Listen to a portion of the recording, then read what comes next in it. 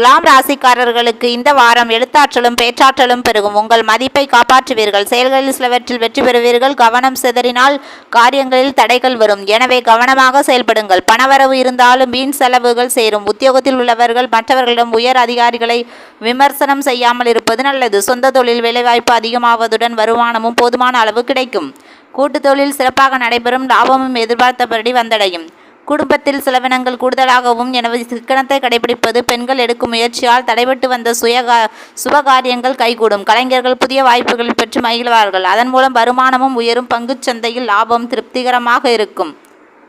இந்த வாரம் சனிக்கிழமை அன்று சனீஸ்வர பகவானுக்கு நல்லெண்ணெயில் தீபம் ஏற்றி ஓம் காகத்வாஷாய வித்மகே கர்கஹஸ்தாய தீமஹி தன்னோ சனீஸ்வர பிரசோதயாதே என்ற இந்த ஸ்லோகத்தை சொல்லி அவரை வணங்கி வழிபட்டு வாருங்கள்.